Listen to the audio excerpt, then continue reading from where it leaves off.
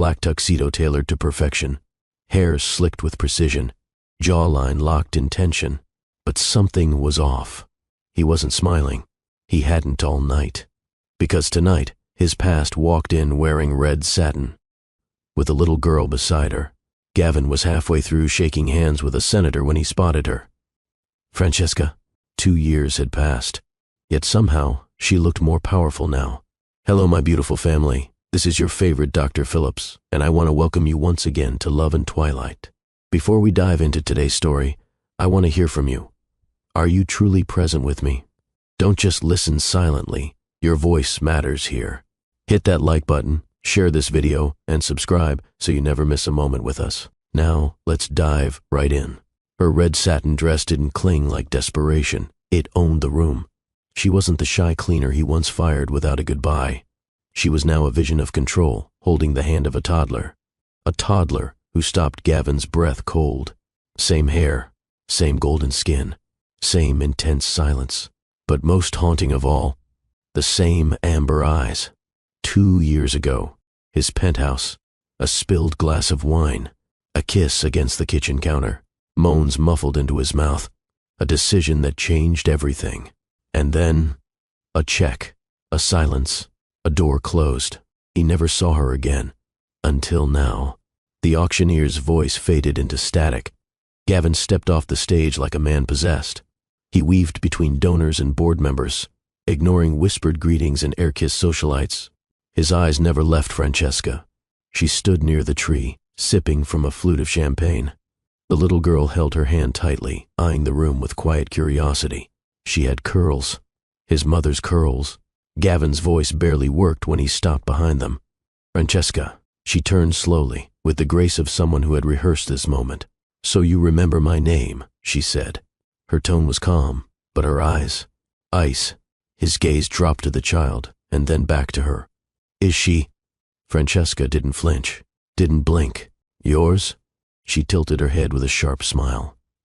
You tell me. The girl peeked from behind her mother's leg, wide-eyed, silent, studying him like a puzzle. Gavin knelt down instinctively, trying to soften his presence. Hi, he said, voice gentler than he remembered it could be. What's your name? Francesca answered for her. Gabrielle. The name struck him like a memory. I chose it before I realized she had your face, Francesca added. How could she be so calm? Gavin's pulse was racing like a war drum in his chest. He'd spent his life controlling rooms, boardrooms, empires. But this woman? This child? They stripped him bare with a single glance. She hadn't come to destroy him. She'd come to exist. That was enough. A few guests started whispering. Isn't that Francesca? Wasn't she the cleaner? That girl. Does she look like? Francesca didn't care. She turned away. Calmly, Gavin followed. They ended up in a side hallway near the kitchen. I didn't know, he started. You left? Francesca stopped walking and turned on him. Left? Her laugh was soft, bitter. You fired me like I was garbage, no reason, no warning. I thought. Gavin's voice cracked. I thought I was protecting you, from scandal, from me. No. You were protecting yourself. She crossed her arms. And in doing so, you abandoned your child. That hit him harder than her slap would have. He remembered sitting in his penthouse the night after they were intimate. Remembered staring at the check on his desk. He could have torn it. Could have called her. Could have. He didn't. A tiny voice broke the tension. Mama. Gabrielle had wandered over. She looked at Gavin, then at her mother. Is he the ghost? Francesca knelt beside her, brushing a curl behind the girl's ear. Yes, baby, she whispered. He used to be, but not anymore. Gabrielle's eyes held something neither of them expected. Hope. Gavin watched them walk away. Francesca's back straight. Gabrielle skipping softly beside her. 2 red coats moving through a sea of black tuxedos. And Gavin? He stood frozen, because for the first time in his life, he had everything to say, and no right to say it. Gavin returned to the ballroom, but his mind was miles away. The chandelier sparkled. The violins played. Donors sipped vintage champagne, but all he could see were those amber eyes. Gabrielle's eyes, his daughter, and Francesca's stare, the kind that doesn't burn with rage, but with the weight of being forgotten. He stood near the fireplace, trying to steady his breath, when his assistant approached. "Sir, the ambassador is asking for a photo with you. Tell him I'm not available." Gavin had faced mergers worth billions, negotiated with governments, but tonight, one child holding one woman's hand had reduced him to ash. Outside the ballroom, Francesca took a seat near the hallway fountain. Gabrielle curled into her lap, clutching a cookie someone handed her. Francesca stroked her daughter's hair, eyes glassy. She hadn't come to make a scene. She hadn't come for pity. She came for the only thing Gavin Huxley had ever refused to give her: acknowledgement. "Do you want to go home, sweetheart?" She whispered. "Is the ghost still here?" Gabrielle asked. Francesca smiled faintly. "He's not a ghost anymore, baby. He's just confused." Hours later, Gavin stood in front of his office window overlooking the city skyline. His bow tie hung undone. He tossed his scotch back without flinching. "Gabrielle," he murmured to himself. The name didn't sound like a stranger's. It fit. He remembered how Francesca used to hum when she cleaned.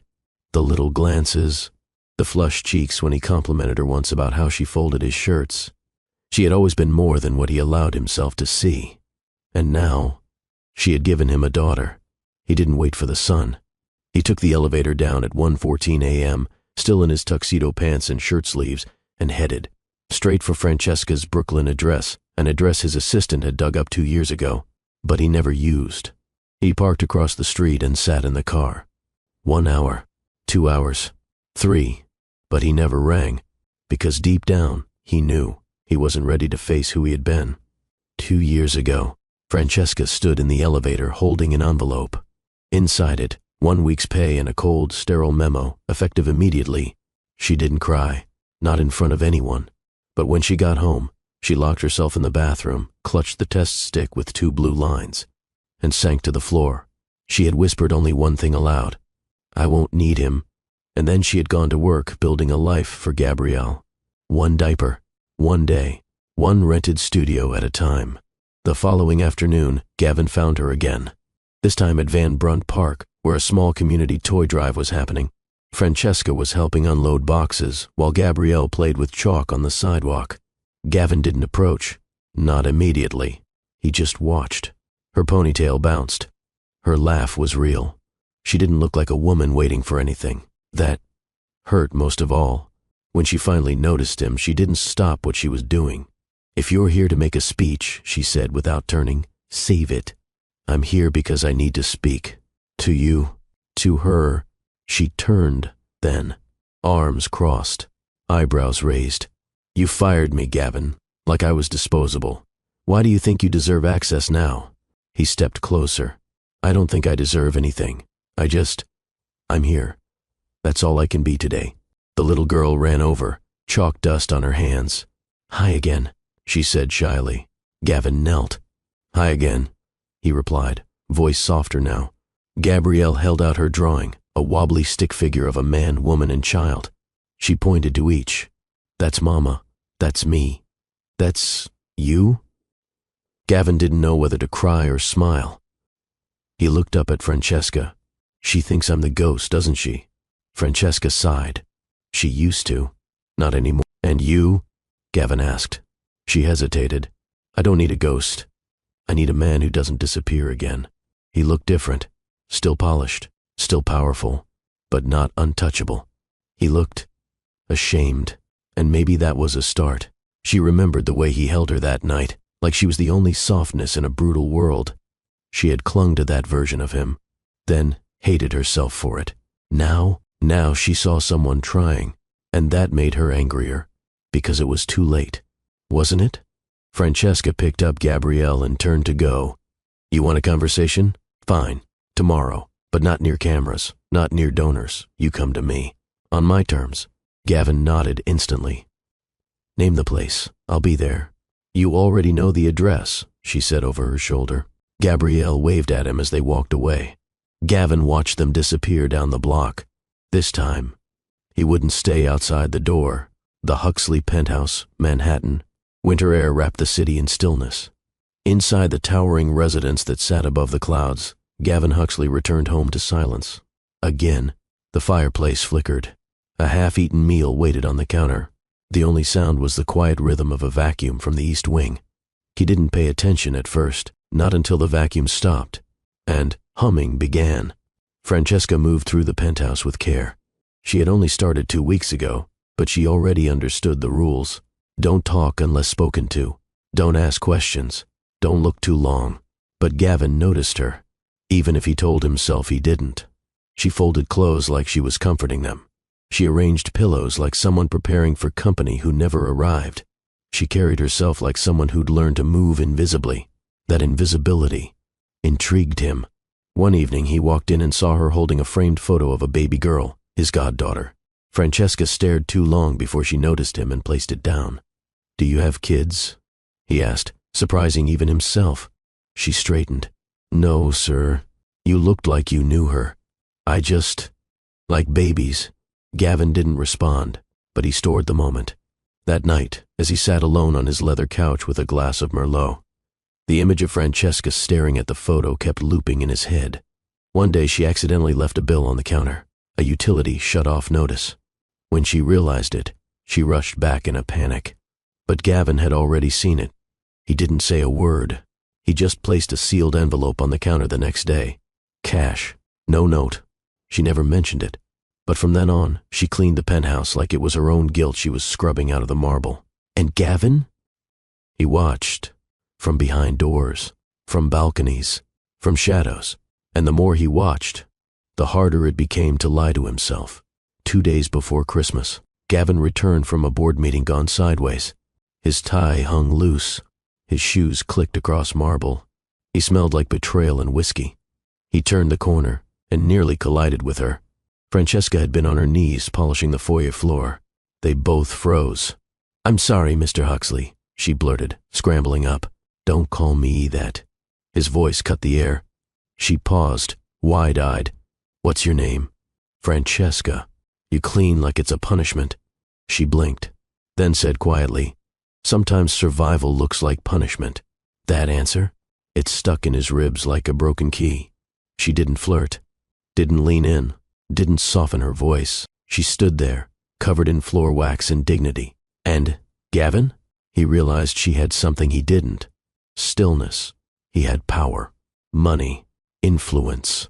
But she had poise in the face of pain. And suddenly, all the noise of his empire felt loud compared to her silence. After that, Gavin timed his entrances. He accidentally arrived early when he knew she'd be there. He left notes about needing the kitchen organized again. He created reasons. Just to see her. Just to ask, "How's your week? Do you like music? Ever wanted to do something different?" She never asked why he cared. She simply answered, always calmly, always honestly. He noticed the way her lips tightened when she thought too hard, the way she smiled when the radio played Marvin Gaye. He noticed everything. One night, he stood outside the laundry room, watching her sing softly as she folded his shirts. He could have left, but he stayed, watched, listened, because something about her presence made his penthouse feel less empty. And that terrified him, because if he let it happen, if he crossed the line, he would never go back. Gavin wasn't supposed to be home early. The board had scheduled a midnight call with investors in Hong Kong, but after 2 hours of circular arguments and corporate ego, he shut his laptop and walked out. The city twinkled below, but the penthouse lights were still on. That wasn't unusual. Francesca often stayed late during holiday weeks to deep clean before year-end. Gavin encouraged it. He always had an excuse to see her one last time. Tonight, he didn't expect what he saw. She was in the kitchen, her red uniform dress clinging slightly from steam. The radio hummed an old jazz tune.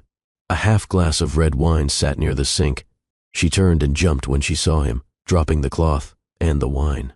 The glass shattered. "Oh God, I'm so sorry," she gasped, kneeling quickly. "I'll clean it. Leave it." Gavin's voice came out low, not angry, just focused. She froze, staring up at him from the floor. "I didn't mean to, Francesca," just her name. It shut her up. For a moment, all they heard was the heater hum and distant traffic. Gavin stepped closer. She didn't move. Her knees were still on the floor, but her spine was straight, defiant. "You're not working tonight," he said softly. "It's Christmas Eve. I didn't want to be home. Why? She hesitated. Home feels more empty than this. That answer hit harder than expected. Gavin looked down at the wine on the floor. Get up, he said. She stood slowly. They were inches apart now. He reached to brush a strand of hair from her face. His thumb lingered on her cheekbone. She didn't pull away. Why do you let me see you like this? He asked. Because you don't pretend I'm invisible, she replied. That shattered something inside him. He touched her waist. Still, she didn't flinch. His breath trembled. I shouldn't, then don't. But neither of them moved. So he kissed her. It was raw, hungry, not soft. Gavin's hand slid up her back, gripping her like he was afraid she'd vanish. Francesca's fingers tangled in his shirt, pulling him closer. Their mouths devoured silence. 2 years of watching, wondering, wanting, released in a single breathless collision. She moaned into his neck. He nearly lost control. They didn't make it to the bedroom. She hopped up on the marble kitchen island. Gavin pushed her knees apart and stepped between them, his hands gripping the backs of her thighs. Her red dress rode up. He kissed down her throat, and she tilted her head to give him access. Tell me to stop, he whispered, forehead resting on hers. No, that was all he needed. He pulled her panties aside, and she gasped as he slid 2 fingers inside her, slow, deliberate, cruelly gentle. Gavin, she breathed, biting her lip. He unzipped his pants. He entered her with one thrust. She cried out, arms tightening around his shoulders. His fingers dug into her hips. Her heels pressed against the backs of his thighs. She moved with him, matching every pace, every stroke, every tension that snapped inside them both. You feel... He groaned against her ear, like punishment and forgiveness at once. Then take it all, she rasped. And he did. They lost themselves in it, moaning into each other's mouths, breaking into each other's silence, shattering boundaries they had no business crossing. Afterwards, he held her, not out of obligation, but instinct. Francesca's head rested against his chest. Her fingers traced his collarbone. This doesn't change anything, does it? She asked quietly. He hesitated. It should. She sat up, reaching for her dress. But it won't. Francesca, don't make promises you won't keep. Her voice wasn't angry, just resigned. She picked up her shoes and walked barefoot across the marble. Gavin sat on the counter, stunned, shirt open, tie discarded, pants half-zipped. A powerful man reduced to nothing by the only woman who'd ever seen him as just a man. The front door clicked shut, and all that remained was silence. The sun crept across the marble floors like it didn't know what had happened the night before. Francesca stood in the kitchen, fully dressed, fully composed. Her red uniform clung neatly to her figure, hair tied, shoes on. But her hands? They trembled slightly as she wiped down the already spotless counter. She could still feel him, his hands, his mouth, his body between her thighs. And yet now, in the light of day, it all felt distant. The door opened behind her. She didn't turn. He was back in his power uniform, gray suit, navy tie, polished shoes. No tenderness in his eyes. No sign of the man who had whispered her name against her skin hours ago. Francesca. She straightened. Still didn't turn. Sir, he hated that word. Especially now. I'll have Terrence review your schedule for the rest of the week. No need to handle the penthouse anymore. She turned slowly. Why? It's not personal. The biggest lie he'd ever told. Of course not, she replied, nodding once. Nothing last night was... Gavin didn't speak. Couldn't. And that silence? It broke her. He placed a cream-colored folder on the island. Inside, a check, a formal termination letter, a non-disclosure clause, no note, no explanation, just cold precision. This will cover 3 months of pay, he said, and there's a letter of reference if needed. She stared at the folder like it was a coffin. You're firing me? Because I let you inside me? No, Gavin replied too quickly. This isn't about punishment. It's not? She asked, voice steady. Then what is it? Silence again. And in that silence, Gavin turned away, cowardice wearing a Rolex. She picked up the folder, picked up her dignity, and walked out the same door she had walked in hundreds of times before. Only now she wasn't the cleaner. She was a woman who had given herself to someone who couldn't even meet her gaze in the light. She didn't cry in the elevator. Not yet. Back in her apartment, small, warm, quiet, Francesca stood barefoot in the bathroom, 2 fingers gripping the edge of the sink. 2 lines. Pregnant. She didn't scream. Didn't break. She simply slid down the wall until she sat on the cold tile floor, folder beside her, test stick clutched in one hand. Of course it would be now, she whispered. No man, no job, no plan, but she had a choice, and she chose life. Back in the penthouse, Gavin poured himself a drink at noon. He stared at the shirt she had folded last week, pressed with care, buttoned perfectly. He should have run after her, should have said anything, but instead, he poured more whiskey, because powerful men didn't get emotional. They didn't beg. They didn't say, "I'm sorry I made you feel disposable." So instead, he said nothing, and lived with it.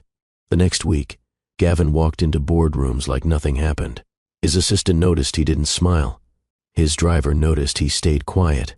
Even his doorman noticed the change. Gavin didn't flirt, didn't small talk, didn't smirk. But no one asked, because men like him weren't questioned, and he liked it that way. Or so he told himself. One night, drunk, Gavin pulled the termination folder from his desk drawer. He opened the envelope, stared at the check, at the clause. He knew it was designed to protect him, but all it did was remind him how much he had lost. Francesca, asleep on a second-hand couch, hand protectively on her belly. Gavin, awake on $1,000 sheets, staring at the ceiling like it could answer for him. Same city, same night, same silence. 2 hearts, both beating, but no longer together.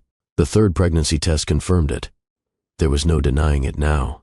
Francesca stood in her tiny apartment, bathed in pale morning light, holding the truth in her hands. She was carrying Gavin Huxley's child. There was no joy. Not yet. Just breathless realization. She paced the length of the living room, one hand over her abdomen as if she could already feel a heartbeat. "You are not a mistake," she whispered. "You're mine, and I'll love you even if he never knows." She had made her decision. No calls, no begging, no chasing after a man who couldn't look her in the eyes. Francesca made a list. Find cheaper housing, sell her designer heels, cancel the data plan, apply at every daycare and clinic in Brooklyn. She worked the reception desk at a community medical center by day and cleaned short-stay rentals by night. No more marble counters, no more penthouse views, but she slept knowing her child would never be invisible. Not like she had been. Gavin tried to move on. He launched 2 new investment funds, spoke at Stanford, donated $1.2 million to an inner-city school initiative. But her absence gnawed at him. One night, he pulled up her address again, the one he told himself he'd never use. And this time, he went. Francesca lived in a brick walk-up on a quiet street tucked behind a laundromat. Gavin parked across the road and waited. He watched the window. Lights flicked on. A shadow passed. He saw her silhouette in the kitchen. She was singing, something soft, something familiar. He sat frozen in the car. His hand was on the door handle, but he couldn't get out. He couldn't knock, because what if she opened it and didn't want him anymore? What if she opened it and he realized she deserved someone better? So he sat there for 40 minutes, then drove away. 6 weeks in, the morning sickness hit. Francesca still showed up for work, still took extra shifts, still smiled when neighbors offered her hand-me-downs. She found peace in small things. Stirring tea without rushing, folding baby clothes bought from thrift stores, writing little notes to Bean, her unborn child. "Bean," she wrote one night, "you were made from a moment that broke me, but you will be the reason I stay whole." He returned. 2 more times. Parked, waited, watched. Once, he even got out of the car, crossed the street. He stood at the buzzer, finger inches away, but he remembered her face, the way she looked at him that morning in the penthouse, the way she didn't cry, but instead walked out with her head up. He walked away again, because Gavin didn't know how to say sorry when money wasn't enough. Back in his penthouse, Gavin wrote a letter. "Francesca, there's not a day I don't think about you, about what I did, about what I should have said. I saw you. I wanted to protect you. But I did it all wrong. If you're reading this, please just tell me you're okay." He folded it, sealed it, but never mailed it. It stayed in the drawer beside the check he never canceled. 4 months in, Francesca felt the baby move for the first time. She was sitting in her tiny kitchenette, sipping broth when it happened. A flutter, a twitch, a soft nudge from the inside that made her choke on a sob. "You're real," she whispered, hand pressed to her belly. "You're here with me." Tears rolled freely now, not out of grief, but hope. Francesca, asleep on the couch, one hand over her growing belly. Gavin, wide awake in his penthouse, watching the moon, gripping a sealed envelope he would never send. Two souls, once connected, now separated by pride, fear, and unspoken truths. The charity gala was winding down. Crystal glasses clinked. Laughter spilled from tipsy donors. The auctioneer declared final items. But Gavin Huxley wasn't paying attention to any of it. His world had narrowed into 3 people. Himself, Francesca, and the little girl gripping her hand. She couldn't have been older than 2. But her eyes were old, quiet, watching, just like his.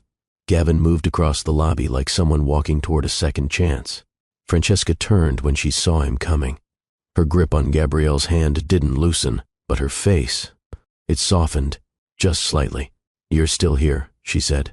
"I didn't want to leave again without asking the only question that matters." He knelt, slowly, suit creasing, pride lowering. "What's your name, sweetheart?" He asked the girl. The child tilted her head. "Gabrielle," Francesca answered for her. The moment paused, held its breath. Gabrielle stepped forward, fingers still loosely wrapped around her mother's. She looked at Gavin with a gaze that felt ancient, like she knew who he was even if she couldn't explain it. He didn't speak. He couldn't. He just looked. Same amber eyes. Same sharp chin. Same silence. "She's mine," he whispered, voice cracking. Francesca didn't confirm or deny. She simply looked at her daughter, and then back at him. "You said nothing for 2 years, so don't expect a simple yes now." Gavin slowly reached out his hand, not to her mother, but to Gabrielle. The little girl looked at it, paused, then placed her small palm in his. A jolt, a connection, something unspoken passed between them. "Hi," Gavin said again, softer this time. I'm sorry I wasn't around."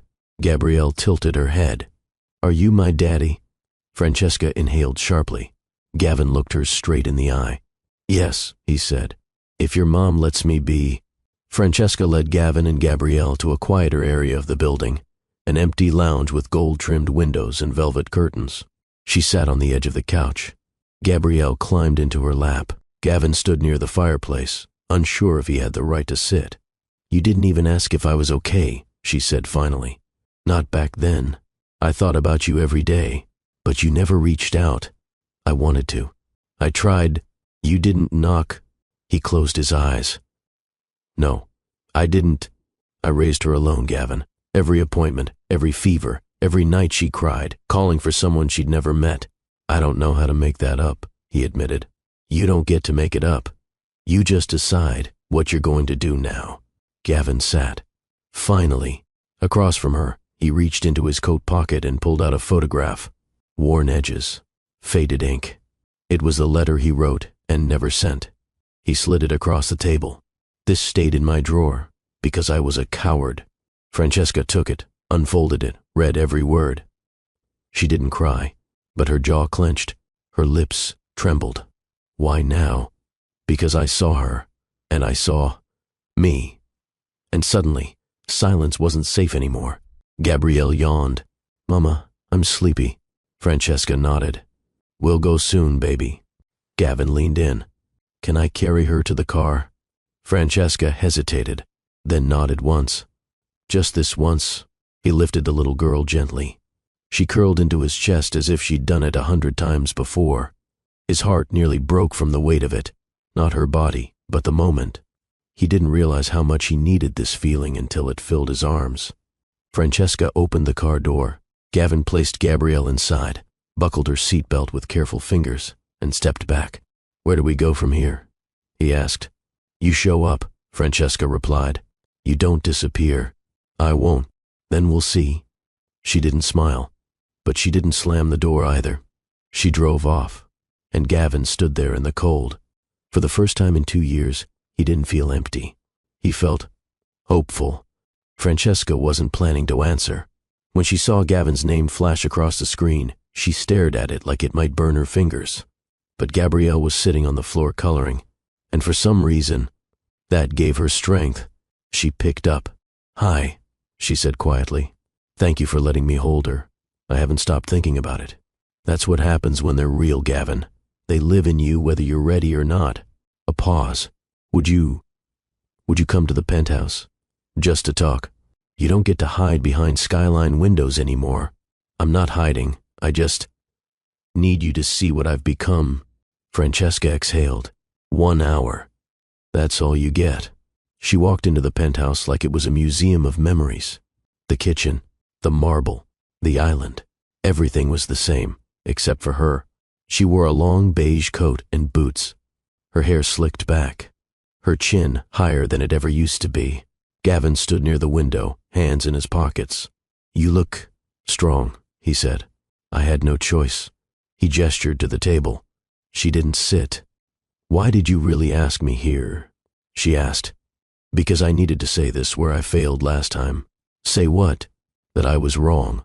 That's not enough." "I know." He looked at her fully.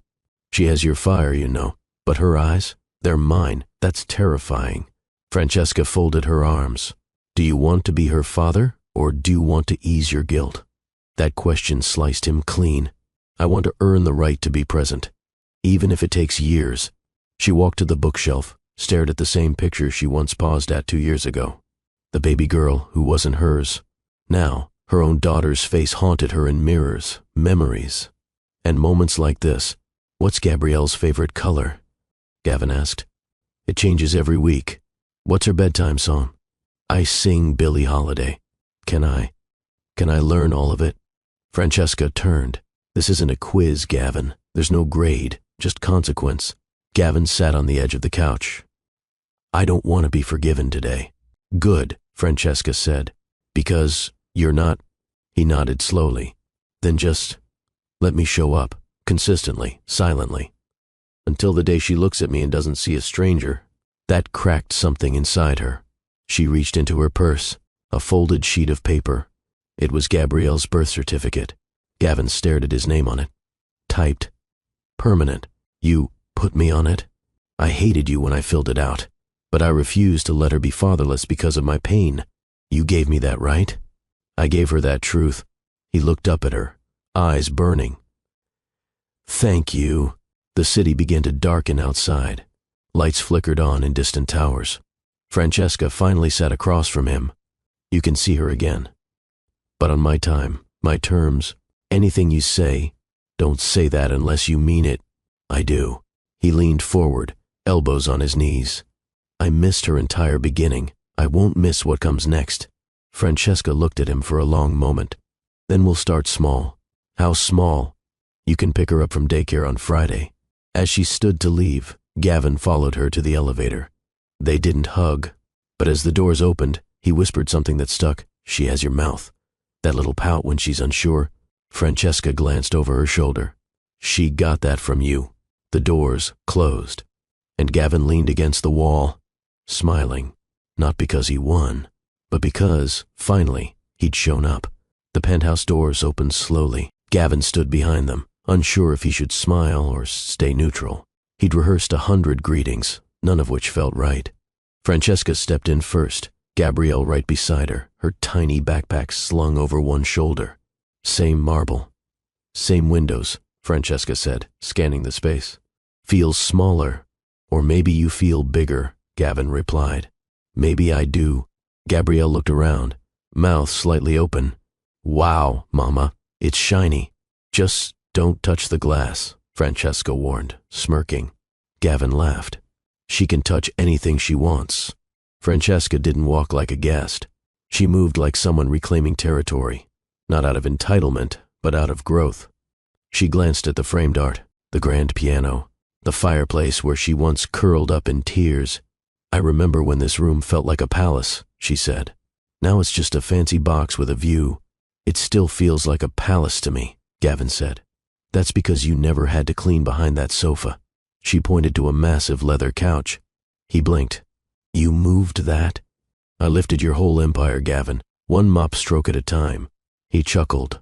She didn't. Gabrielle sat cross-legged on the rug, flipping through a picture book Gavin had placed out. Francesca sipped from a bottle of water. Gavin knelt beside his daughter. Do you like stories? He asked. Mama reads me one every night. Can I read to you next time? She nodded. If you have snacks. He laughed again, softer this time. I think I can manage that. Francesca watched the exchange quietly, her expression unreadable, but her shoulders lowered. She wasn't nervous, wasn't shrinking. She held her posture like a CEO, not of a company but of her life. Gavin noticed the small things. No ring, clean nails, eyes sharper than before. You've changed, he said gently. I had to. Motherhood doesn't allow softness for too long. Did you ever wish she wasn't mine? I wished you were someone else, but never that she was. And now? Now I want you to be better, for her. Gavin returned with a tray. Juice boxes, sliced apples, peanut butter crackers. You made this? Francesca raised an eyebrow. I watched a video. Gabrielle giggled. You're funny. Gavin knelt beside her again. I want to be more than funny. I want to be safe. Francesca sipped water, watching them closely. Gavin walked Francesca to the glass wall overlooking Manhattan.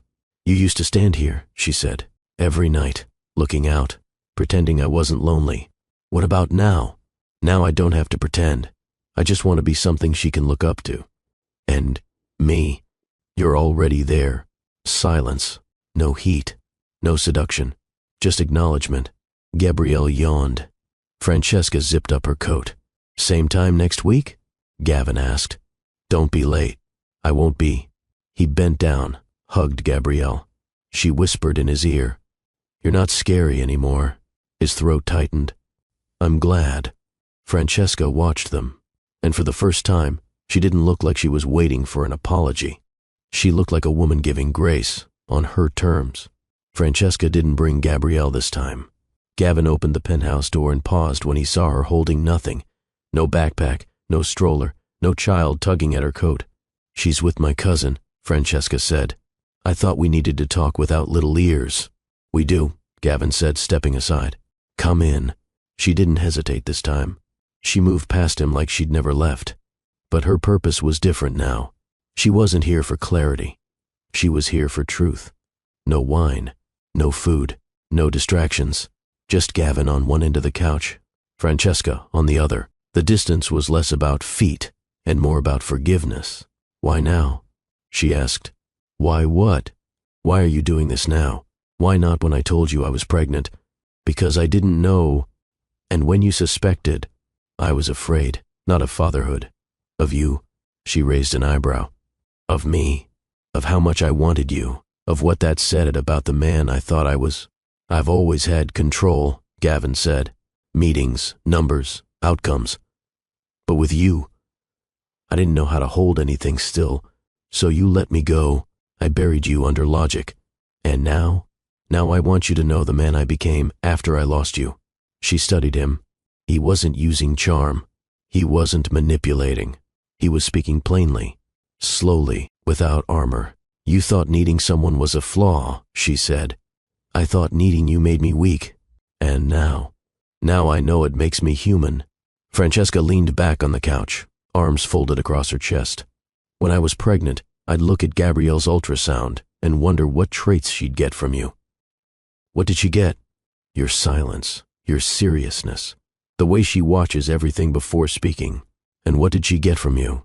The fire you couldn't extinguish. Gavin let out a breath he didn't realize he'd been holding. She's everything I should have fought for back then. You can't rewrite what you did, but you can start writing what comes next. They stood at the floor-to-ceiling glass together. This time, Gavin didn't stare out at the city. He stared at her reflection. Do you think we could have worked? He asked. Not back then. And now? She turned to face him. I don't want promises. I want presence. I can do that. No speeches. Just showing up. He reached for her hand. She let him. Their fingers interlaced, not with passion, but permission. Permission to rebuild. To try. To be different. Needing you, he said, voice low, doesn't make me less. Needing you, she replied, almost destroyed me. Then let's learn to need each other. Without fear, Francesca stood at the elevator. Gavin walked her there, hand still holding hers. Tell Gabrielle I miss her, he said. You can tell her yourself. Tomorrow. The elevator opened. Francesca stepped in. Just before the doors closed, she looked at him and whispered, this time, don't disappear. Never again. The doors shut. And for once, Gavin believed his own words. The penthouse glowed warmer than usual, not because of lights, but because of intention. Gavin had moved the dining table closer to the windows. A single candle flickered at the center. 2 plates, 1 bottle of wine. No staff, no distractions. He wore a charcoal button-down, open at the collar. No tie. No pretense. Francesca arrived in a deep green velvet dress, off-shoulder, fitted, simple, but arresting. You did? She asked, stepping in. With YouTube and anxiety, yes. She smiled. I'm impressed. I just wanted you to sit across from me, not as the girl I let go, but as the woman I never stopped remembering. They ate in silence at first. Lamb, roasted vegetables, a fig salad. Francesca noticed the plate placement, the folded napkins, the way he cut his food carefully, not like a man on a date, but like someone learning reverence. You cooked this? I paid someone to teach me, then cooked it badly twice. This was attempt number 3. I think it's edible. I was aiming for unforgettable. She sipped her wine. That, too. After dinner, Gavin stood. You still play? She asked, glancing at the grand piano near the window. Only when no one's watching. Play. He hesitated. Please. He walked over, sat down, and started playing a simple melody. Slow, uncertain, but honest. Francesca stepped beside him, wine glass in hand. That's beautiful, she said. So are you. She turned toward the window, cheeks flushing. She placed her hand gently on his shoulder. He looked up. Eyes met. No performance, no power dynamic, just permission. Do you remember that night? She asked. Every second. What would you do differently? I wouldn't let you leave with only your shoes and your pride. Then show me. He stood slowly, turned toward her. Their eyes locked for a long moment. Then he kissed her.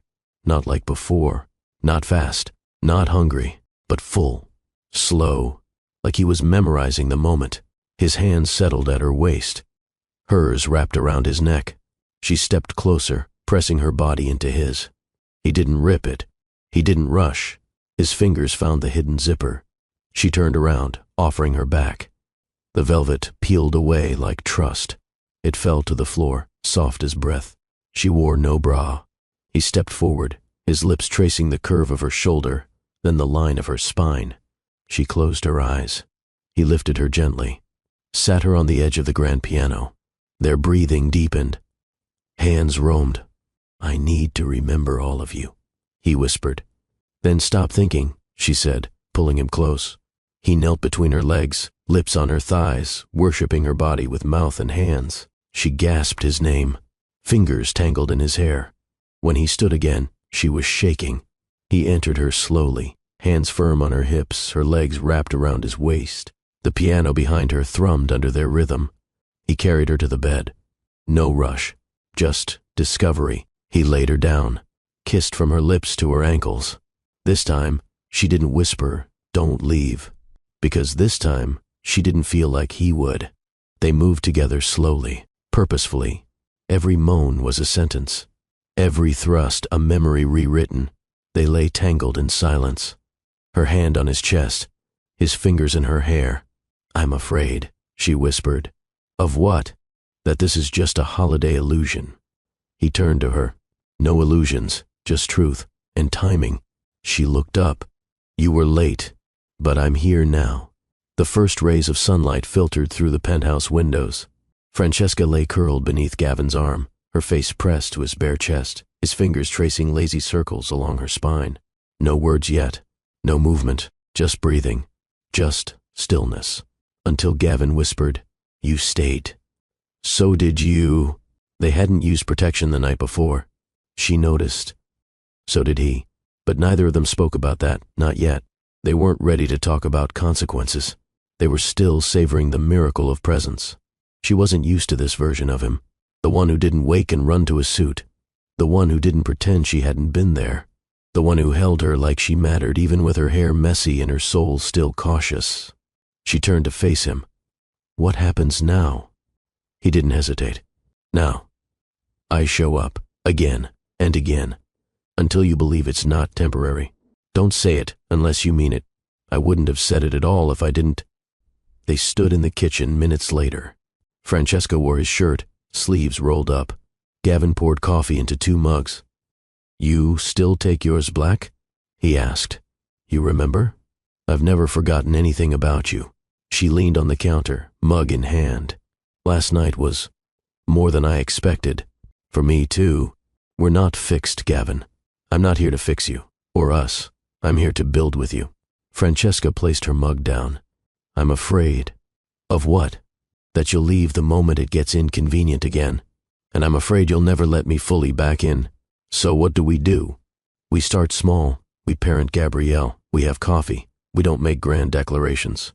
And if one day I want more, then I'll already be here, waiting. Later, they returned to bed, not out of lust, but from gravity. He kissed her shoulder. She rolled over and pressed her body against his. There were no rushed movements, no fevered need. This time, he entered her slowly. Their eyes stayed locked. Her arms held his neck. His hands cradled her hips. No words. Only breath. Only the rhythm of presence. He kissed her collarbone, her stomach, her thighs. She whispered his name when he was inside her again, this time, like it meant protection, not apology.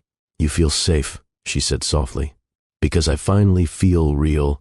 They moved together, not out of impulse, but out of choice. When she climaxed, it wasn't loud, it was raw. A gasp, a tremble, a release that came with tears. He kissed her face as she came undone beneath him. And when he finished, he whispered, I'll never disappear again. They lay tangled again, but this time she spoke first. Do you ever wonder if we would have worked if we hadn't touched that first night? No. Why? Because it wasn't the touch that ruined us. It was my silence. So what do you call this now? Redemption? If you'll let it be. Francesca didn't answer, but she didn't pull away either. That was enough for now. The room was dim, lit only by the amber glow of the city skyline beyond the window. Gavin and Francesca lay together, tangled beneath the sheets, skin still warm, breath slowed to a soft, even rhythm. But silence wasn't peace tonight. It was hesitation. Finally, Gavin asked it, the question that had lived in his chest for 2 years. Why didn't you tell me? Francesca didn't answer immediately. She reached for her robe, stood, and walked toward the window. Her silhouette cut clean against the skyline. Because you didn't earn the right to know. You left me with a check and no explanation, she said, still facing the glass. I wasn't a woman to you. I was an inconvenience. That's not true. It was then. Gavin sat up, the sheets falling to his waist. I never stopped thinking about you. You stopped calling, stopped showing up. That's what matters. She turned to him, arms crossed, not in defense, but in restraint. You thought about me, sure, but thinking isn't showing up at prenatal appointments. It isn't buying formula or pacing at 2 a.m. while she screamed with colic. I didn't know she existed. Because you made sure not to know. He didn't argue, didn't rationalize, didn't reach for the easy excuses. Instead, he whispered, You're right. Francesca blinked. She hadn't expected agreement. I should have called. I should have knocked. I should have been braver. You should have stayed. He nodded slowly. I'll never get those years back. No, she said, walking closer. You won't. But can I be here for the ones ahead? Have you ever had to tell someone they missed their chance to do the right thing, but your heart was still open to healing? If you can relate, drop "I'm listening now" in the comments. I want to hear your voice. And don't forget, like, share, and subscribe, because your engagement doesn't just support this channel, it helps YouTube bring these stories to more people who need them, just like you. Francesca sat at the edge of the bed, close but not touching. Her first word was, Mama. She didn't crawl until 10 months. She used to sleep with one hand balled in a fist. Why? That's how I held her as a baby. She mimicked it. Gavin's eyes glossed. She already had your fight in her. She had to. I was working 2 jobs. Did you ever almost tell me? Once. When she had a fever of 103. I stood outside your building. But I couldn't ring the buzzer. Why not? Because I didn't want you to answer and pretend again. I didn't want pity. Gavin moved beside her. I don't want pity either. I want responsibility. You want access? No. I want to be available. There's a difference. Francesca looked down at her hands. She calls you the man from the gala. I'd like to be more than that. Then start with showing up on time for daycare pickups. Consider it done. She didn't forgive him fully, but she didn't push him away either. She let her head rest on his shoulder. She's a miracle, Gavin. So are you. She let out a soft laugh. We're not that poetic. We are tonight. He didn't try to kiss her. He just held her, gently, like someone learning how not to break the good things anymore. Francesca woke before Gavin. The air was still, calm. He lay beside her, chest rising steadily, one hand curled on her side like he was afraid to lose her in his sleep. She stared at the ceiling, thoughts circling like orbiting truths. She didn't doubt his intention anymore, but intention was an action, and she needed to know he understood the difference. They sat across from each other at the kitchen island, 2 mugs between them, silence softened by the hum of the city beyond the windows. You're different, she said finally. Trying isn't enough if you're leading with the same old tools. Gavin raised an eyebrow. What do you mean? Money, she said. Don't try to buy your way back into my life, or hers. Just the day before, he'd asked his assistant to draft up a savings trust for Gabrielle, private school tour dates, a custom SUV for safe transport. He hadn't told Francesca yet. He was planning to surprise her. But now? Her words landed like a bucket of ice. I thought I was helping. You were trying to ease your guilt. I'm trying to provide. She shook her head. I didn't raise her poor. I raised her proud. You want to help? She asked. Yes. Then take her to school, learn her bedtime routine, wash her hair, pack her lunch, show up when she's sick. I can do that. Can you? Without thinking it's beneath you? Gavin exhaled slowly. I was raised to believe providing meant paying. That's the problem. She doesn't need a sponsor. She needs a father. Francesca stood and walked to the sink, rinsing her cup. Don't show me money. Show me consistency. Show her security. Gavin stood too. Then I'll be there tomorrow for pickup and every Wednesday lunch and the first Saturday of the month for her library trip. She turned, arms folded. How do you know her schedule? I asked her. And if you miss one, then I'll answer for it, not with gifts, with honesty. Francesca's expression shifted, guarded, but a flicker of trust breaking through. Not performance, not seduction, not guilt, just Gavin, stripped down, committed. And for once, she didn't feel like she was leading alone. She likes cinnamon apples with her lunch, Francesca said. Don't slice them too thin. Got it. And don't talk down to her, she's smart. I know. She hums when she's tired. I heard it once. Made me emotional. Welcome to parenthood. Gavin grabbed his coat. Where are you going? She asked. To buy cinnamon apples and lunch containers. You don't have to. I know. That's why I'm doing it. She smiled softly. You're learning. I'm listening. The street outside Francesca's apartment was quiet. A thin layer of snow blanketed the sidewalk. Most windows glowed with warmth. Families unwrapping gifts, laughter spilling through curtains. At the edge of the block stood Gavin, wearing a thick coat and nerves. In one hand, a stuffed bear in a red sweater. In the other, nothing. No ring, no keys, no speech, just presence. He looked up at the building. 3 floors, brick walls, a mailbox taped shut. Humble, but alive. He climbed the steps slowly. At her door, he hesitated, then knocked. The door creaked open after the 3rd knock. Not Francesca, Gabrielle. She stood in footy pajamas with little candy canes on them, eyes sleepy but wide, curls a bit wild, a smear of syrup near her cheek.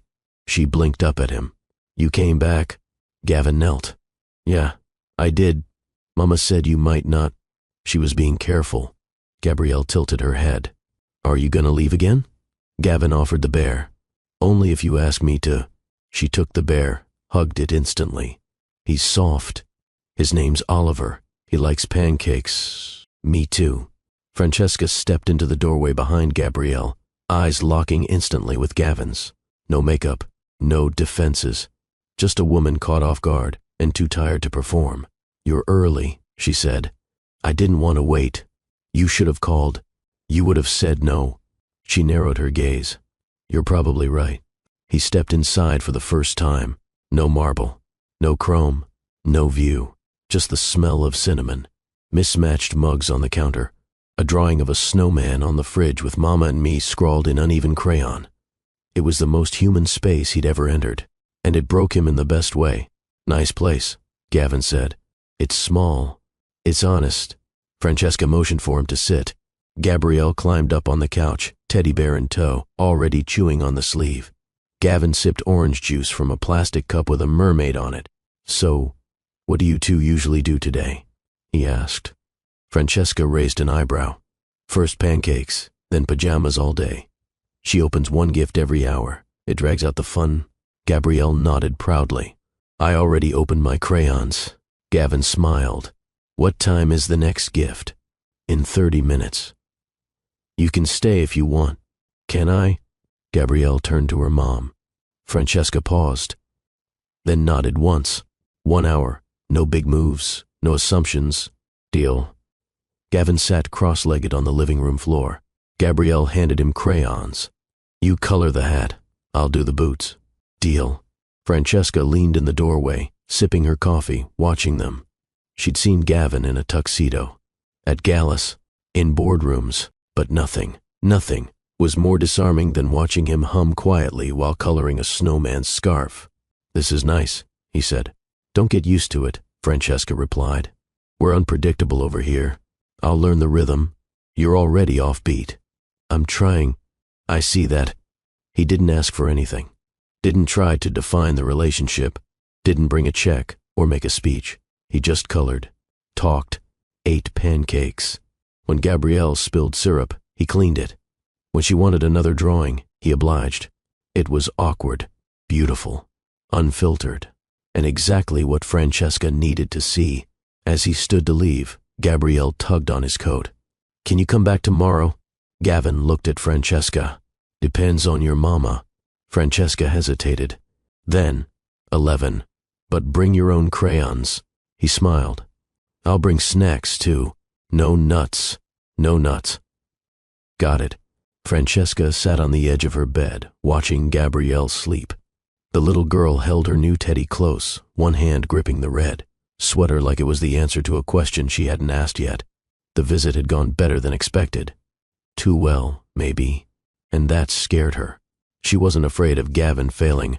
She was afraid of Gabrielle hoping, and then watching him vanish again. Tomorrow, 11 a.m. No delays. He replied instantly. I'll be early. Gavin arrived at 10:46 a.m. No bouquet, no briefcase, no entourage. Just him and a small canvas tote bag filled with crayons, snacks, and juice boxes. Francesca opened the door with one brow raised. You're really trying. I told you I would. And what if you get tired of trying? Then I'll try through the tired. Gabrielle was on the floor with markers, humming softly. Francesca poured coffee for them both. You should know something, she said. Tell me, if you disappear again, there's no comeback, no gala, no doorway, no more bear-in-hand moments. Understood? Because it's not just about us anymore. It's about a little girl who now expects you to be part of her world. Gavin nodded. I'm not here for grand gestures. Good. I'm allergic to those. Then I'll speak fluent quiet. Gavin stared into his coffee for a beat. I know why I ran, he said. Francesca looked at him. Enlighten me. My father disappeared when I was 9. I used to sit by the window and count how many days he stayed gone. Did he ever come back? Once, drunk, with a watch he said he bought for me. It wasn't even working, so you copied him. I became what I hated. You going to stop that cycle now? I already did. No gifts unless they're earned. Understood. No visits without asking. Respect. And no calling her my little girl yet. Got it. She took a sip. You're doing better. I'm doing what I should have done from day one. She sees it. Do you? Francesca didn't answer right away. I'm watching. Can Daddy come to the library? Time paused. Francesca looked at Gabrielle, then at Gavin, then back again. You can ask him directly. Gabrielle turned. Want to come? Gavin didn't even blink. Wouldn't miss it. Francesca gave a half smile. Better wear comfortable shoes. They didn't hug. There was no triumphant music. Just an understanding. She wasn't testing him anymore. She was watching. And Gavin wasn't promising the world. He was choosing consistency over convenience. The scent of cinnamon filled the apartment. Gabrielle was already dancing in her pajamas, humming off key, dragging her teddy bear in one hand and a gift bow in the other. Francesca flipped pancakes. Hair tied up. No lipstick. Soft eyes. Gavin stood by the kitchen doorway, wearing the apron Gabrielle had insisted he put on. I look ridiculous, he muttered. You look involved, Francesca replied. Worse. Better. She turned the pancake and smirked. They ate off mismatched ceramic plates. Gabrielle poured too much syrup. Gavin nearly burned his mouth on hot chocolate. It wasn't perfect, which made it real. This is better than champagne brunch, Gavin said. We don't do champagne. We do sugar highs. Explains the dancing. Gabrielle spun in a circle, arms out. I'm a Christmas ballerina. She made that up, Francesca whispered. It's genius, Gavin whispered back. Francesca handed Gabrielle a small box. This one's from both of us. Gabrielle opened it to find a gold chain necklace with a tiny heart-shaped locket. Inside, one photo of her smiling. One photo of Gavin holding her hand at the gala. Can I wear it forever? She asked. Only if you want to, Francesca said softly. Gabrielle threw her arms around Gavin's neck. Thank you, Daddy. He froze, then hugged her tight, not with trembling, but with certainty. They watched cartoons, snuggled on the couch. Francesca's legs draped over Gavin's lap. Gabrielle curled in between them, coloring in her new sketchbook. Every so often, Gavin would glance at them, like he still couldn't believe this wasn't a dream. This is the best gift I've ever had, he whispered. Francesca looked over. Which part? Being invited in. Without needing to knock, she smiled faintly. You knocked before. This time, you stayed. Gabrielle looked up at both of them. Are we a family now? Francesca froze. Gavin didn't. We've always been. We just had to find our way back. Gabrielle giggled. Even if we don't have a fireplace? Especially then, Francesca said, brushing her daughter's curls. We have pancakes and warm socks. That's enough. Later, as the afternoon sun painted the walls golden, Francesca rested her head on Gavin's shoulder. I didn't think you'd fit in here, she admitted. I didn't think I'd be welcome. Turns out we were both wrong. Gavin kissed the top of her head. Let's keep proving each other wrong. New York shimmered beneath a quiet snowfall. The brownstone was different now. Warmer, lived in, alive. Inside, Gabrielle ran through the hallway in a red dress with sparkles, holding a paper star. Where's the top of the tree, Daddy? Gavin, in a soft gray sweater, pointed upward. Up there. But I thought we agreed on an angel? She's an angel and a star. Francesca peeked from the kitchen. That's called being resourceful. That's called being bossy, Gavin joked. Gabrielle laughed. Just like Mommy. Francesca moved through the home like it was hers again, not cautiously, not like she was renting her own piece. She was barefoot, hair loosely curled, humming while stirring hot cider. You'll love the cinnamon toast. You mean the one you always burn? Gavin teased. It's tradition. He grinned, then leaned in and kissed her shoulder. Soft, certain. No apology anymore. Then burn it. I'll eat every bite. The tree wasn't glamorous. No designer ornaments. Just what Gabrielle made at school, and a few they picked out together from street vendors. Each one had a memory. This one's from the day Daddy helped me with spelling, Gabrielle said. And this one's when Mommy let me stay up till midnight. And this one, Francesca added, was the first one we picked together. She looked at Gavin. He was holding a tiny frame ornament with a photo of the three of them at the skating rink. Later that night, after Gabrielle fell asleep with glitter on her cheeks and the angel, star crowning the tree, Francesca and Gavin stood in the doorway of her room, She was peaceful, safe. She sleeps deeper now, Francesca whispered. She's not scared anymore. Neither am I. He looked at her. Are you happy? Francesca didn't answer right away. She just leaned into him. I'm healing, and I'm not doing it alone. The wind was cold, but calm. They stood on the balcony, wrapped in one blanket. The city glowed beneath them, but they only had eyes for each other. This time last year, I was afraid to knock, Gavin said, and I was afraid to open. But now, she turned to him. Now you live here. Now we live here. You make it feel like home, because it is. They kissed, not rushed, not uncertain. It was the kiss of people who'd earned the right to begin again. Francesca, he said, I won't promise perfection, but I'll promise presence. I don't want perfection. What do you want? Just this. You, Gabrielle, and a slow Christmas. Deal. One more thing, she added with a sly smile. No burning toast next year. I make no such promise. They laughed. Inside, the clock struck midnight. And outside, the first snow of Christmas Day began to fall. The city didn't sleep, even on Christmas night.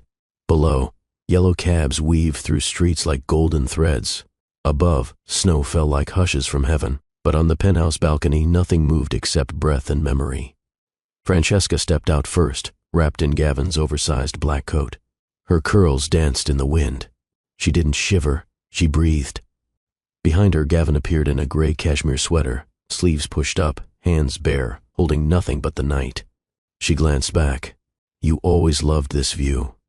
He stepped beside her. Not always. Only since I saw it with you. No champagne, no fireworks, no performance, just two people who'd been cracked open and stitched back together by truth. Francesca tilted her head. You were scared once, of being vulnerable. I was scared of not being enough. You never had to be enough. You just had to be here. He looked down at their hands, then slowly reached for hers. Their fingers wove like memory, fragile but tight. Then here is where I'll stay. The question had hovered for months, unspoken. Tonight it arrived, gentle, not angry. Francesca's voice didn't tremble. It didn't beg. It just needed to know. Back then, why didn't you fight for me? For us? Gavin exhaled, his throat tight. Because I thought you'd be better without me. Better? Freer, happier. I thought I was the storm. You weren't the storm, Gavin. You were the anchor. You just forgot it. And you were the peace I never knew how to hold. The city lights flickered below, but the real glow was between them. He looked at her with nothing left to prove, only something to give. No more running. His voice didn't shake. No more hiding behind pride, work, guilt, or fear. She blinked. Do you mean that? Francesca, I'm not asking for another chance. Then what are you asking for? He stepped closer. I'm promising one. Their faces were close now. Not rushing, not hesitating. A different kind of first kiss. A kiss of memory, of scars, of healing. Gavin cupped her face with both hands. His thumbs brushed away snowflakes melting on her cheeks. You don't owe me anything, but I want everything with you. And then, in the coldest night of the year, their lips touched. Warm, deep, slow, the kind of kiss that doesn't ask for more, because it already has everything. When they pulled apart, neither of them smiled. Not because they weren't happy, but because they were sacredly serious. This doesn't need a priest, Francesca whispered. Or a paper, Gavin replied. Just a promise. He nodded. Then I promise this, on every broken moment behind us and every quiet morning ahead. To stay, she finished for him. They held each other. New York disappeared behind them. Only the vow remained. Later that night, Francesca opened the door to the master bedroom. Not as a guest, not as someone passing through. She stood at the threshold and waited. Gavin walked in behind her. Their hands brushed. He didn't undress her. He didn't press her back to silk sheets. He just took her palm and kissed the center of it. And she knew. That was the vow. The sun peeked through white linen curtains. Not harsh, not loud, just gentle, like a new start. Francesca stirred first, wrapped in Gavin's arms. His breathing was steady, his presence anchoring. There was no rush to rise, no need to explain. because for the first time in years, there was nothing to run from, and everything to stay for. Out in the courtyard below, Gabrielle's laughter rang out like bells. She darted across the snow in a red puffer jacket, hair puffed under a white wool beanie, cheeks kissed by the cold. She wasn't alone. Gavin knelt beside her, building the base of a snowman with bare hands, no gloves. "You're gonna freeze," Francesca called from the window. "I'm already frozen," Gavin shouted back. "By this tiny dictator." Gabrielle giggled. "Add buttons, real ones." "That's your job," Gavin teased. "I just do the heavy lifting." She jumped onto his back. He let her win. Francesca watched from above. Her heart twisted. She had imagined this scene so many times, a father present, in love, in snow, not in a suit or on a screen, but in real life. And now it was real. Gabrielle shrieked as Gavin tossed a snowball and missed intentionally. She pointed with a giggle. "You throw like a girl. Good thing girls are stronger." He grabbed her gently and spun her. "You're mine, all mine. Forever?" she asked, shyly. He knelt in the snow. Forever and again. That afternoon, as they peeled off wet clothes and sipped warm cocoa, Gabrielle ran into her room and came back with a folded sheet of pink paper. "I forgot to give this to Santa." Francesca smiled. "Let me see." Gabrielle unfolded it. The handwriting was uneven, words big and hopeful. "Dear Santa, I know I should want toys, but I want a dad, not just a visitor, not just someone Mommy talks about. I want a dad who stays. And if you can't give that, can you give Mommy someone who won't leave? But if you're really magic, can you make my real daddy love me again? I miss the idea of him. Even if I don't know what he smells like or how he laughs, just let him see me. Please. Love, Gabrielle." Francesca's hand covered her mouth. Gavin blinked fast. Gabrielle looked between them. "Too much?" Gavin pulled her onto his lap. "No, baby, just enough." Later that night, after Gabrielle had fallen asleep wrapped in a fuzzy blanket watching cartoons, Gavin sat on the edge of her bed. Francesca stood in the doorway. He whispered, "She doesn't know the half of what she gave me. She will. No, she feels it. That's enough." He looked up. "Am I really the father she deserves?" Francesca walked in, crouched beside him. "She doesn't need a perfect father. She needs a present one. But I messed up. So did I. Then what now? We stopped counting the days we lost and lived the ones we've found." The tree lights blinked in slow rhythm. They sat as a family, Gavin, Francesca, and Gabrielle, on the floor beside the fireplace. No screens. Just silence, laughter, presence. Gabrielle rested her head on Gavin's chest. "You smell like cookies." I was aiming for rugged cologne. "Nope. Cookies." They all laughed. Francesca leaned in. "I like cookie cologne." And Gavin, with his daughter in his arms and his love beside him, realized this was the life he thought he wasn't good enough to have. This was home. It's never too late to become the person your child believes you are. Comment, "I'm home," if you believe love always knows the way back. If this story touched you, my beautiful family, share it with someone who needs to believe again. Subscribe for more love, healing, and second chances. From all of us at Love and Twilights, and always, always choose love.